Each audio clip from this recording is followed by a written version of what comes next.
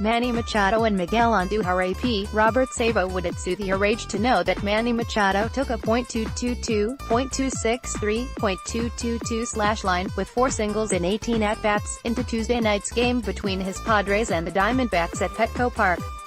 Not so much. Okay.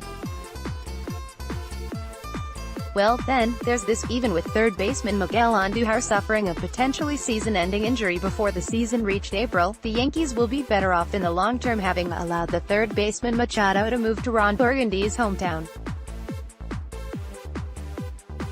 You don't want to get too ahead of yourself, the young Andujar said through an interpreter Tuesday afternoon at Yankee Stadium, in his first comments since learning he slightly tore the labrum in his right shoulder, and while he spoke these words in response to a question about seeking a second opinion, the wisdom also applies to those Yankees enthusiasts wishing, now more than ever, the team had wooed the 4-time All-Star Machado to the Bronx rather than place their chips on Andujar following a stellar rookie campaign.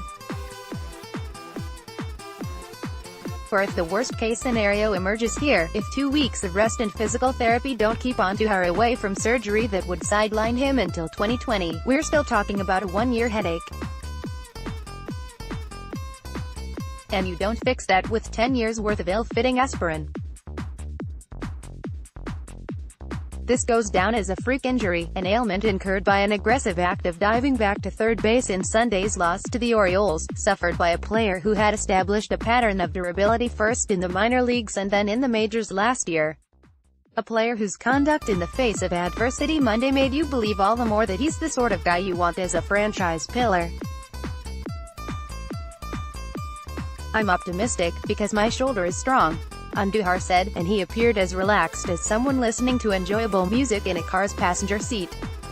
Quote, "The probability of me working through this and getting back on the field is there. Hey, maybe he'll beat the odds and all will be well.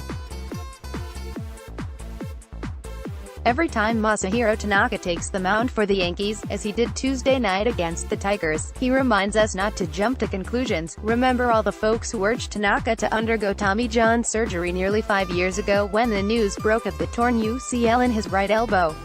If Andujar doesn't, though, if he goes under the knife and focuses on next year, then he's worth giving another chance next spring. Especially with the high-quality DJ LeMahieu, set to get most of the reps at the hot corner in Andujar's absence, signed through next season, and, for what it's worth, off to a very nice start in pinstripes. And with shortstop Didi Gregorius progressing well from Tommy John surgery and very interested in sticking around for the long term. At one juncture during this past, wacky offseason, I advocated the Yankees sign Machado if they could keep the total commitment under $200 million, and that looked to be somewhat feasible based on what we knew of Machado's market. However, to the credit of Machado and his agent, Dan Lozano, they hung in there, and hung out there, long enough to secure the $300 million deal over the next decade from the Pads. And the Yankees would have been crazy to match that given the questions about Machado's personality that came into focus last October. If anything, this early season Yankees injury epidemic, with Stanton joining Aaron Hicks and Jacoby Ellsbury on the injured list, reaffirms my belief the Yankees should have gone hard after Bryce Harper, who is thriving with the Phillies. To yearn for Machado now, though? Nah, not a good use of anger or agonizing.